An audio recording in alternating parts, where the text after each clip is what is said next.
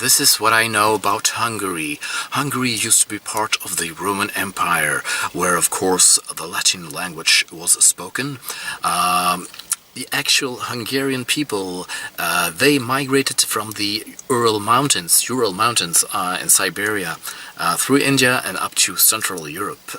So Hungary was founded in the late 700s, and the leader at that time, his name was Arpad.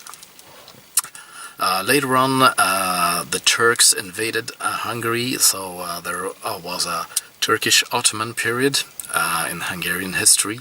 Then you have the Habsburg Kingdom, and then later on Hungary became a part of the Austrian-Hungarian Empire. So it was not liberated, it was became independent first after World War I.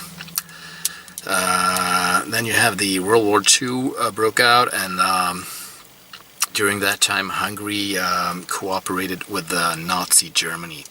After the war, you all know that the Soviets seized power of Hungary, so it became a communist state. Then you had the uprising of 1956, a revolt, but shortly after that, the Soviet tanks were seen on the streets of Budapest, so the Soviet Union managed to stop this uprising. Until in the 1980s, I think in the late 1980s, Hungary was the first communist regime of Eastern Europe to open its borders. So it was possible for people of Eastern Europe, the people behind the Iron Curtain, to flee into the West through the Hungarian-Austrian border. That was pretty much briefly the history that I told of Hungary. Today, Hungary is a landlocked country, so there is no coast, and that's a disadvantage because it means higher costs of transport. If a country has a coast, they can let the ships depart and arrive. But Hungary, of course, they have the mighty river Danube, the Danube River. That means additional transport from the Mediterranean.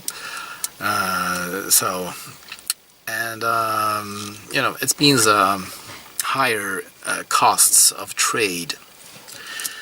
Now Hungary is run by a fellow called Viktor Orban, and they have their issues, their problems, the economy. It's not like stable. They have a high unemployment rate. Their gross domestic product, the GDP, is not among the lowest within the European Union, as Hungary is a member of the European Union. So it's not among the lowest, it's not among the highest, it's somewhere in between. For instance, Sweden has 37,000 international dollars as their GDP. Compare that with a country like Ukraine. They have 7,000 international dollars. So Hungary's GDP is about 18,000 international dollars. I don't know exactly how use this figure, this digit, international dollars, but that's, as I have read, that you count the GDP. So, but the salaries, the standard of living is not that high in Hungary, and the salary for a factory worker is not that high. So they had a factory in Sweden, in a city not that far from where I live. They closed. They were manufacturing vacuum cleaners, but it was not, they had to pay the workers too much, so they couldn't make a profit, so they moved the whole factory to Hungary because it's cheaper labor in Hungary. And Mercedes-Benz, the auto manufacturer, they recently built a new plant in Gia in Hungary. One thing, typical event that is very popular in Hungary, that is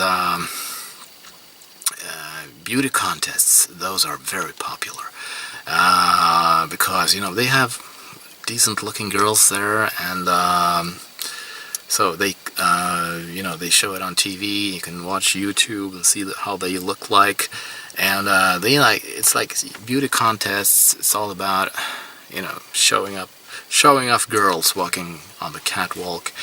And where I come from in Sweden, those contests, they have a beauty contest, you will have these feminists. They will instantly protest against it because it's exploiting young females, young women. You can't do that.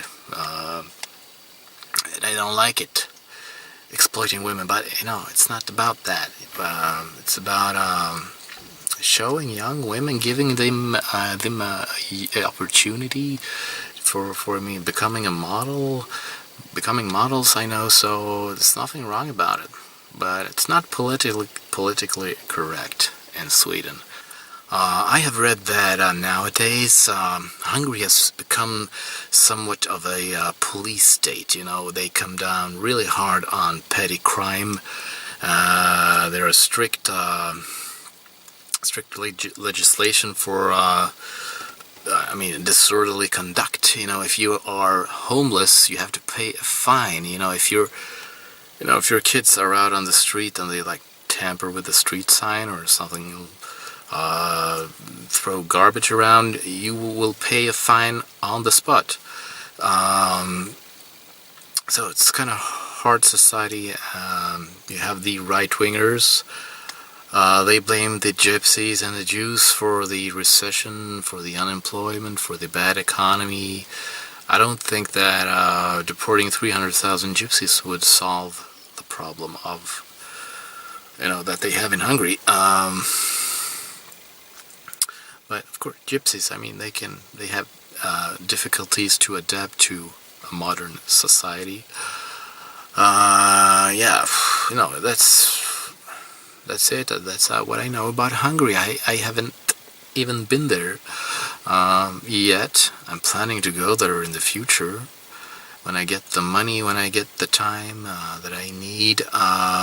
One good way to learn about Hungary is to read the recipes of Hungarian food, and I've done that. I have